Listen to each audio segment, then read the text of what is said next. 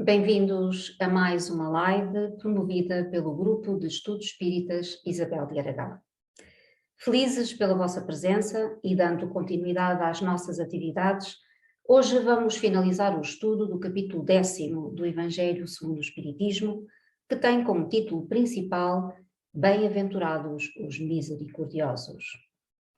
Vamos começar então. Na live anterior, estudámos os seguintes temas. Perdoai para que Deus vos perdoe. Reconciliar-se com os adversários. O sacrifício mais agradável a Deus. O argueiro e a trave no olho. Não julgueis para não serdes julgados. E aquele que estiver sem pecado, atire a primeira pedra.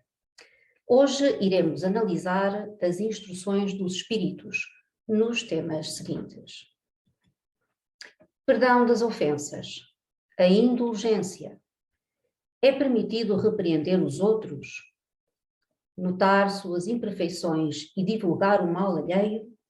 Pois bem, comecemos então pelo perdão das ofensas e com o testemunho do nosso irmão Simeão. Mensagem recebida em Bordeaux, 1862. Quantas vezes perdoarei ao meu irmão? Perdoá-lo-eis não 7 vezes, mas 70 vezes 7. Eis um desses ensinos de Jesus que devem calar em vossa inteligência e falar bem alto ao vosso coração. Comparai essas palavras misericordiosas com a oração tão simples, tão resumida e ao mesmo tempo tão grande nas suas aspirações, que Jesus ensinou aos discípulos e encontrareis sempre o mesmo pensamento. Jesus, o justo por excelência, responde a Pedro. Perdoarás, mas sem limites. Perdoarás cada ofensa tantas vezes quantas elas vos for feita. Ensinarás a teus irmãos esse esquecimento de si mesmo, que nos torna invulneráveis às agressões, aos maus tratos e às injúrias. Serás doce e humilde de coração, não medindo jamais a mansuetude. E farás, enfim, para os outros o que desejas que o Pai Celeste faça por ti. Não tem ele de te perdoar sempre, e acaso conta o número de vezes que o seu perdão vem apagar as tuas faltas? Ouvi, pois, essa resposta de Jesus e, como Pedro, aplicai-a a vós mesmos. Perdoai, usai a indulgência, sede caridosos, generosos e até mesmo pródigos no vosso amor. Dai para que o Senhor vos dará. Abaixai-vos porque o Senhor vos levantará. Humilhai-vos que o Senhor vos fará sentar à sua direita. E Simeão continua. Ide, meus bem-amados, estudai e comentai essas palavras que vos dirijo, da parte daquele que, do alto dos esplendores celestes, tem sempre os olhos voltados para vós, e continua com amor a tarefa ingrata que começou há 18 séculos. Perdoai, pois, os vossos irmãos, como tendes necessidade de ser perdoados. Se os seus atos vos prejudicaram pessoalmente, eis um motivo a mais para serdes indulgentes, porque o mérito do perdão é proporcional à gravidade do mal, e não haveria nenhum em passar por alto os erros de vossos irmãos se estes apenas vos incomodassem de leve. Espíritas, não vos olvideis de que, tanto em palavras como em atos, o perdão das injúrias nunca deve reduzir-se a uma expressão vazia. E Simeão continua. Se vos dizeis, espíritas, sede-o de facto, esquecei o mal que vos tenham feito e pensai apenas numa coisa, no bem que possais fazer. Aquele que entrou nesse caminho não deve afastar-se dele, nem mesmo em pensamento, pois sois responsáveis pelos vossos pensamentos que Deus conhece. Fazei, pois, que eles sejam desprovidos de qualquer sentimento de rancor. Deus sabe o que existe no fundo do coração de cada um. Feliz aquele que pode dizer cada noite, ao dormir, nada tenho contra o meu próximo.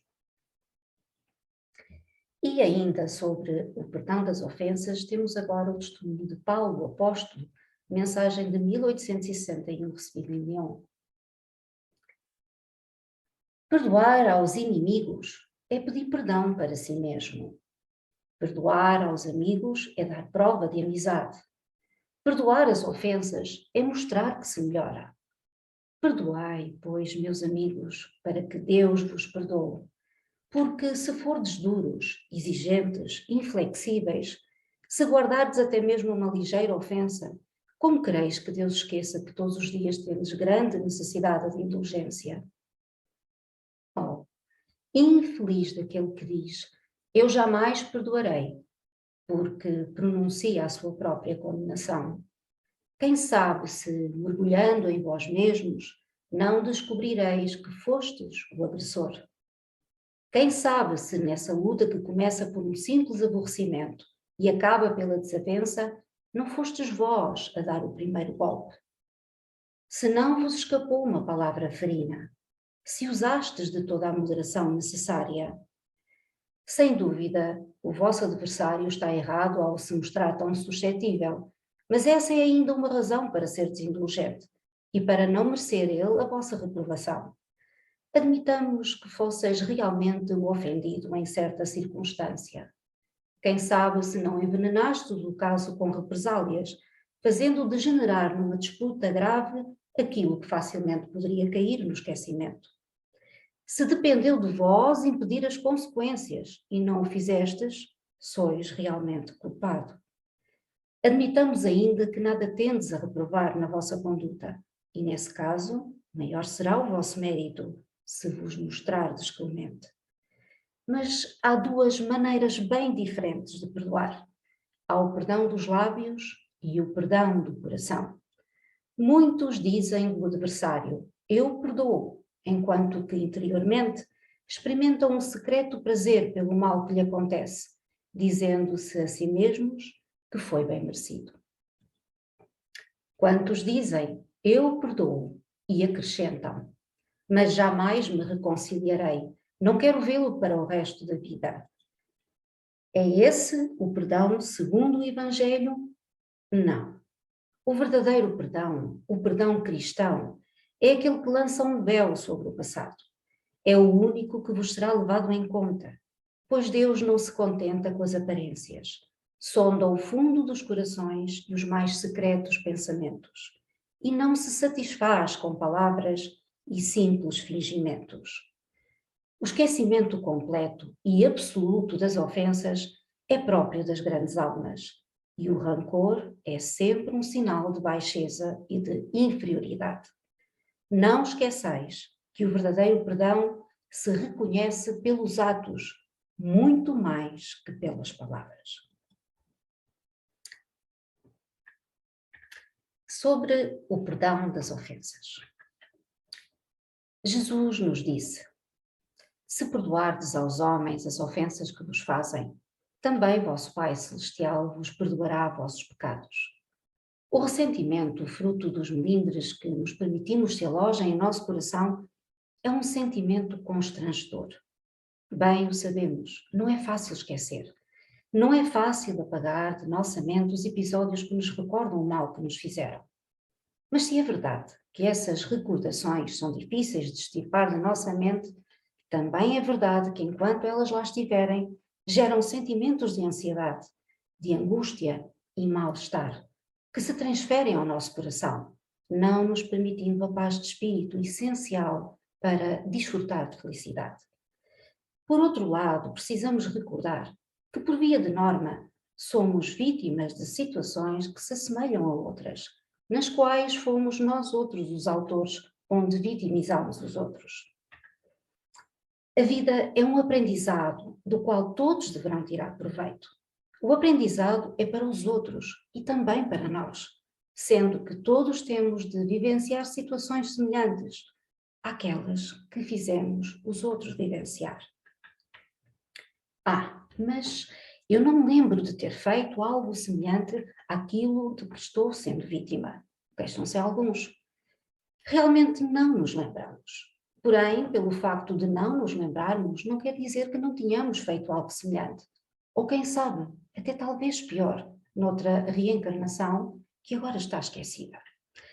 Então, sempre que nos dermos conta que fomos vítimas de algo que nos constrange, que nos prejudica ou prejudicou, que nos feriu e nos retira a paz de consciência, percebamos ali a lei de causa e efeito a funcionar. E, se assim é, qual a atitude mais acertada para solucionar a questão? Será a vingança, o ódio, a queixa, a revolta, a dor? Recordemos as palavras sábias do Mestre. Perdoar. Perdoar sempre e sem limites. Eis o que Jesus, na sua infinita sabedoria, nos recomenda. Só assim conseguiremos criar as defesas que nos tornarão imunes à ofensa. Só assim nos tornaremos invulneráveis às agressões, às injúrias. Quem se ofende com o mal que lhe fazem, ainda guarda melindres em seu coração. Ainda não aceita que alguns dos nossos irmãos, estando mais atrasados que nós outros, precisam de tolerância, de compreensão e carinho, benefício que nós outros também já recebemos alguns no tempo. Aprendamos a perdoar com o máximo de amor, para que na passagem para a vida espiritual que nos aguarda, possamos entrar nos reinos que Deus criou para glorificar os vencedores. Não sejamos vítimas da nossa ingratidão, rejeitando todas essas oportunidades benditas, porque se o fizermos, só ganharemos os reinos do eu, onde continuaremos escravizados pelos próprios caprichos e teimosia personalizada. Ah, mas eu não consigo perdoar essa torpeza que ele ou ela me fez. Em verdade, só não consegue porque não se predispõe a isso, porque o seu orgulho ferido não cede e, acima de tudo, porque não acredita na sabedoria divina, que tem sempre os meios adequados para levar ao redil as ovelhas desmalhadas. Outro dirá, mas o agravo recebido foi tão grande. Pois é, mas quanto maior tiver sido o agravo, maior o mérito no perdão que se conceder. Não haveria grande mérito da nossa parte se apenas perdoássemos os pequenos agravos e àqueles que nos são simpáticos. Feliz, pois, daquele que, tendo sendo vítima de agravos, pode dizer ao deitar: nada tenho contra o meu próximo.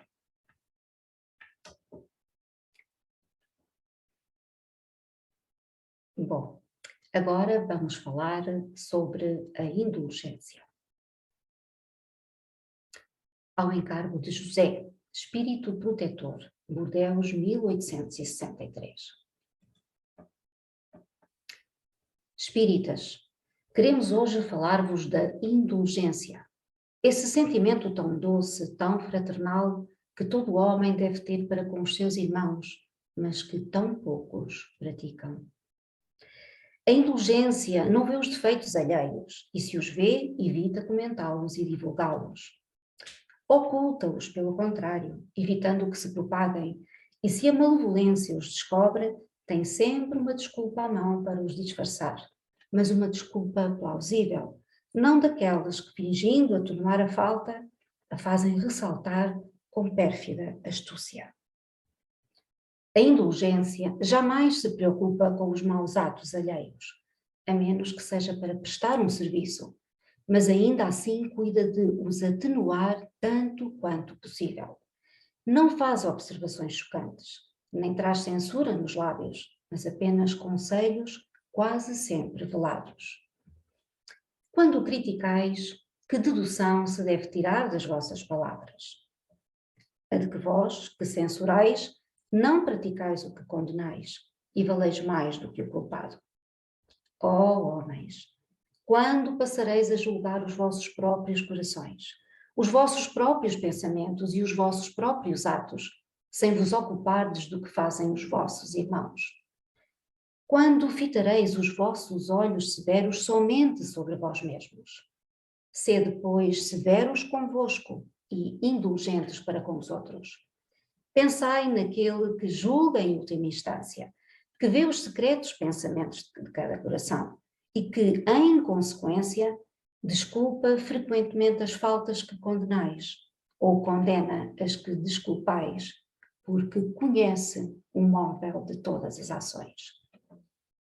Pensai que vós que clamais tão alto, anátema, talvez tenhais cometido faltas mais graves. Sede indulgentes, meus amigos, porque a indulgência acalma, corrige, enquanto o rigor desalenta, afasta e irrita. E agora, sobre a indulgência, vejamos o que nos diz João, bispo de Bordeus, 1862. Sede indulgentes para as faltas alheias, quaisquer que sejam. Não julgueis com severidade senão as vossas próprias ações, e o Senhor usará de indulgência para convosco, como usastes para com os outros. Sustentai os fortes, estimulai-os à perseverança, fortificai os fracos, mostrando-lhes a bondade de Deus, que leva em conta o menor arrependimento. Mostrai a todos o anjo da contrição, estendendo suas asas brancas sobre as faltas humanas, e assim ocultando-as aos olhos daqueles que não podem ver o que é impuro. Compreendei toda a misericórdia infinita de vosso Pai, e nunca vos esqueçais de lhe dizer em pensamento, mas sobretudo pelas vossas ações, perdoai as nossas ofensas, como perdoamos aos nossos ofensores. Compreendei bem o valor destas sublimes palavras, pois não são admiráveis apenas pela letra, mas também pelo espírito que elas encerram. Que solicitais ao Senhor quando lhes pedis perdão? Somente o esquecimento de vossas faltas?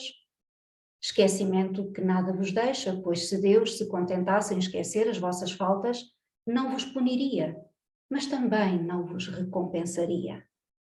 A recompensa não pode ser pelo bem que não se fez, e menos ainda pelo mal que se tenha feito, mesmo que esse mal fosse esquecido. Pedindo perdão para as vossas transgressões, pedis o favor de sua graça, para não cairdes de novo, e a força necessária para entrardes numa nova senda, numa senda de submissão e de amor, na qual podereis juntar a reparação ao arrependimento. Quando perdoardes os vossos irmãos, não vos contenteis com estender o véu do esquecimento sobre as suas faltas. Esse véu é quase sempre muito transparente aos vossos olhos. Acrescentai o amor ao vosso perdão, fazendo por ele o que pedis a vosso Pai Celeste que faça por vós. Substituí a cólera que mancha pelo amor que purifica. Pregai pelo exemplo, essa caridade ativa, infatigável, que Jesus vos ensinou. Pregai-a como ele mesmo fez por todo o tempo em que viveu na terra, visível para os olhos do corpo, e como ainda prega sem cessar depois que se fez visível apenas para os olhos do Espírito. Segui esse divino modelo, marchai sobre as suas pegadas, elas vos conduzirão ao refúgio onde encontrareis o descanso após a luta. Como ele, tomai a vossa cruz e subi penosa, mas corajosamente, o vosso Calvário. No seu cume está a glorificação. E ainda sobre a indulgência, vejamos o que Dufetre, bispo de Nevers, em Bordeaux, nos diz. Queridos amigos, sede severos para vós mesmos e indulgentes para as fraquezas alheias. Essa é também uma forma de praticar a santa caridade que bem poucos observam. Todos vós tendes más tendências a vencer, defeitos a corrigir, hábitos a modificar. Todos vós tendes um fardo mais ou menos pesado por que alijar, para subir ao cume da montanha do progresso. Por que, pois, ser tão clarividentes quando se trata do próximo e tão cegos quando se trata de vós mesmos?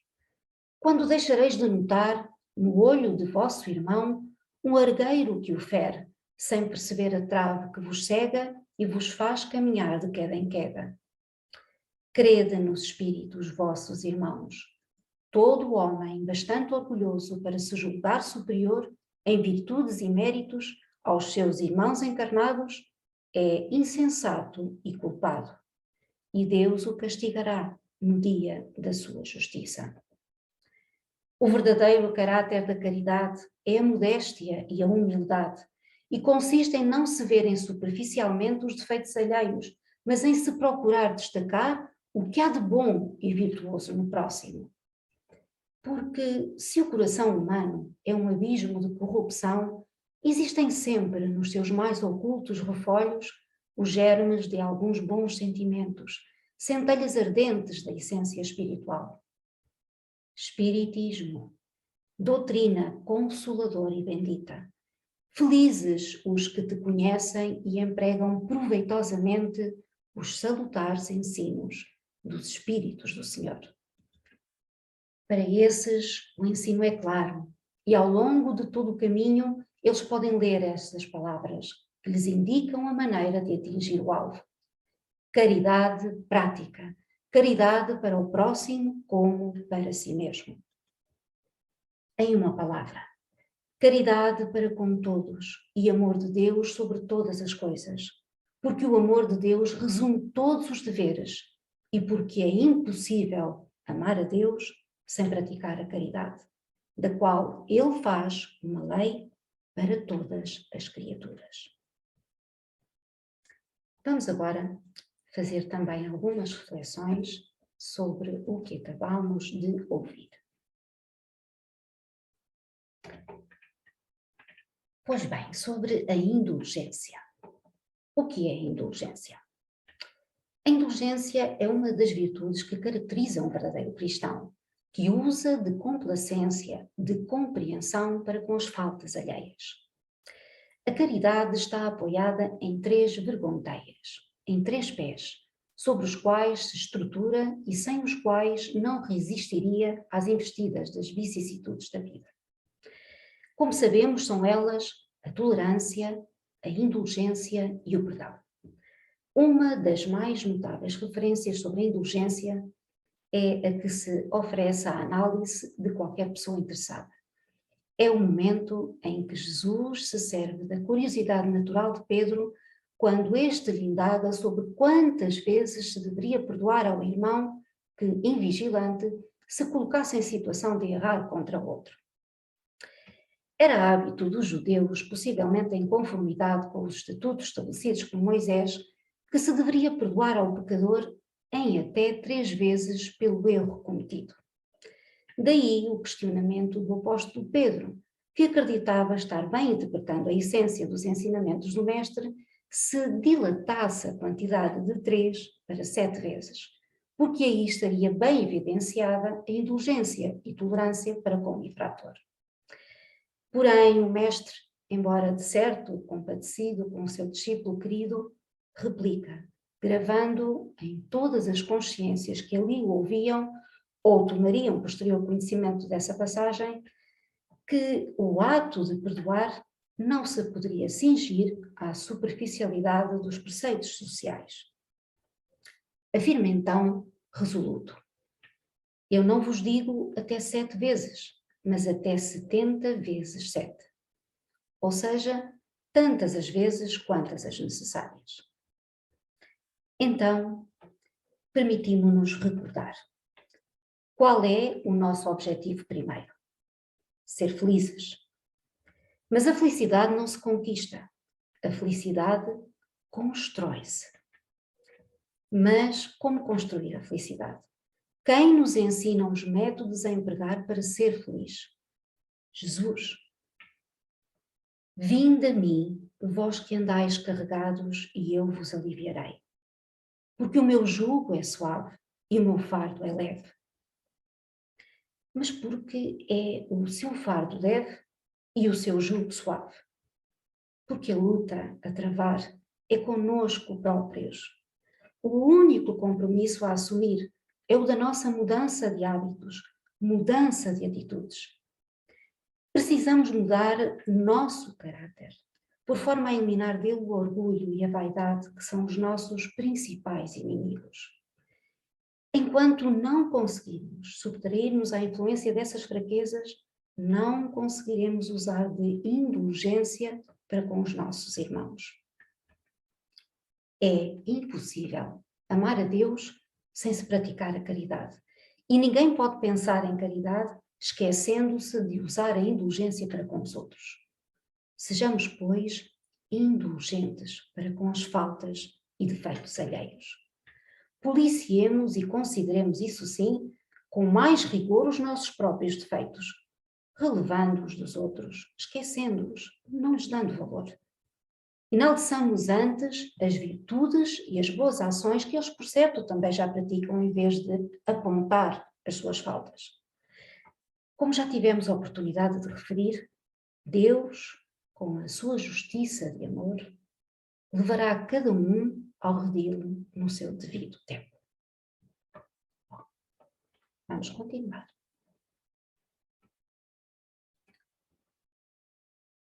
Agora,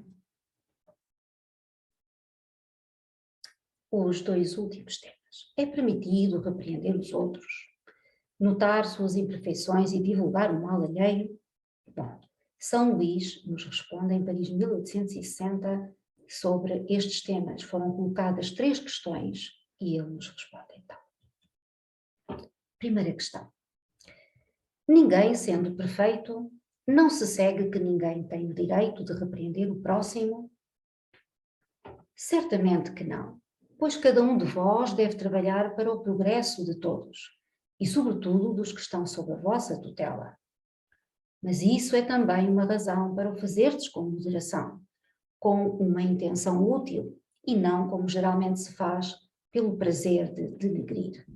Neste último caso, a censura é uma maldade. No primeiro caso, é um dever que a caridade manda cumprir com todas as cautelas possíveis, e ainda assim, a censura que se faz ao outro deve ser endereçada também a nós mesmos, para vermos se não a merecemos. Será repreensível observar as imperfeições dos outros, quando disso não possa resultar nenhum benefício para eles, e mesmo que não as divulguemos? E a resposta? Tudo depende da intenção. Certamente que não é proibido ver o mal, quando o mal existe. Seria mesmo inconveniente ver-se por toda a parte somente o bem. Essa ilusão prejudicaria o progresso. O erro está em fazer essa observação em prejuízo do próximo, desacreditando-o sem necessidade na opinião pública.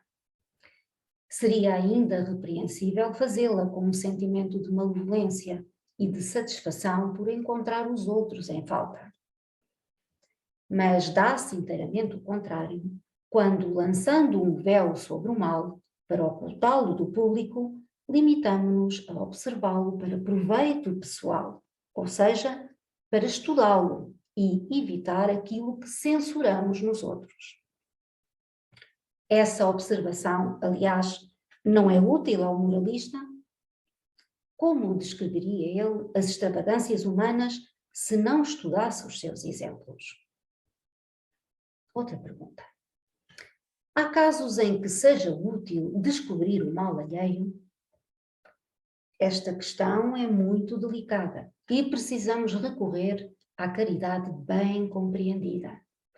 Se as imperfeições de uma pessoa só prejudicam a ela mesma, não há jamais utilidade em divulgá-las. Mas se elas podem prejudicar a outros, é necessário preferir o interesse do maior número ao de um só.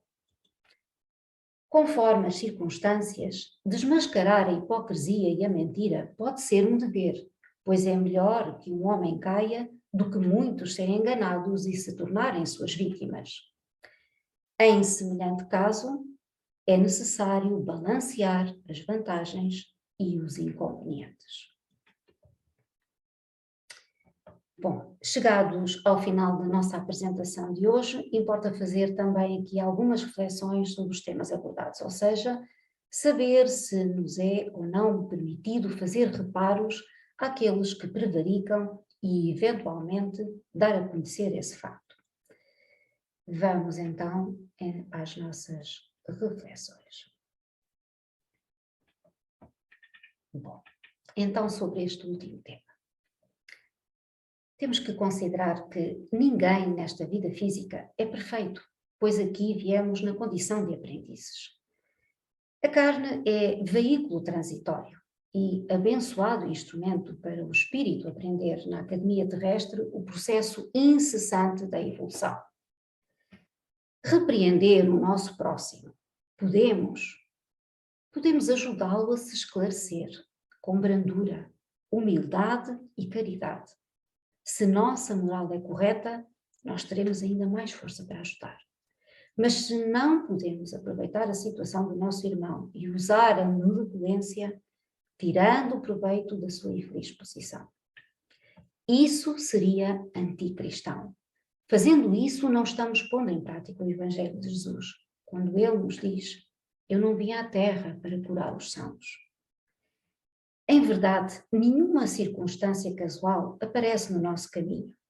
Se o erro atravessa a nossa estrada e conseguimos reconhecê-lo, não persistindo nele, estamos evoluindo. Por essa razão, não cultivemos azedume, seja qual for o motivo que nos convoca à amargura. Cultivemos, sim, o otimismo e a paciência sem cessar. Não lancemos injúrias contra isto ou aquilo, antes façamos algo para corrigir, seja o que for que não esteja certo. Sejamos mansos, sejamos pacientes, não cultivemos a cólera, não pratiquemos a crítica. Tenhamos sempre uma palavra de estímulo, não censuremos. Cultivemos a compreensão, oferecendo sempre novas oportunidades. Bem-aventurados os mansos e misericordiosos, porque cultivam a paz, a paciência, a tolerância, a bondade. Serão os preferidos e amados por todos. Serão senhores, porque o Senhor é aquele que é amado e respeitado por todos. Reclamamos contra os abusos do poder, os excessos dos privilegiados. Jesus responde: não amealheis tesouros na terra, não temais, não vos inquietais por vossa vida física.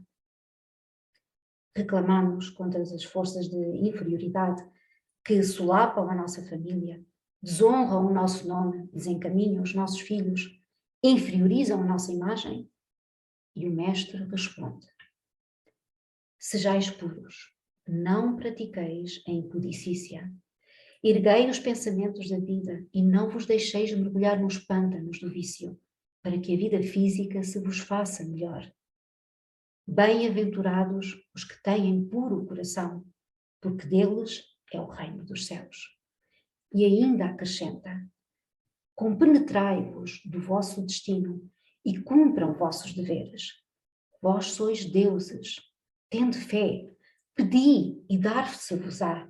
Buscai e achareis, batei e abrir-se-vos-á. Se errados e maus como sois, sabeis dar corretas e boas dádivas a vossos filhos, quanto mais vosso Pai que está nos céus, que bens não dará ao que vos pedirem. A paz e a justiça, a prosperidade e a felicidade reinarão entre nós quando nos amarmos uns aos outros. O Espiritismo, em consonância com o Cristo, não prega revoluções, destruição ou levantes de situações existentes. Prega a caridade e a reforma íntima que depende exclusivamente de nós. Bendito o Espiritismo que nos esclarece, que nos convida ao raciocínio, que nos abre horizontes de compreensão e aponta caminhos que estavam esquecidos, mas que precisamos percorrer se queremos um dia encontrar o reino de Deus em nós. Concluída mais uma apresentação, resta-nos desejar a todos quantos se fidelizam conosco no estudo do Evangelho que nossas reflexões possam contribuir para a devida introspeção, que possamos crescer em sentimentos e atitudes, enaltecendo os verdadeiros ensinos do Mestre. Em nome do Grupo de Estudos Espíritas Isabel de Aragão, nos despedimos com o abraço fraternal de sempre. E até breve.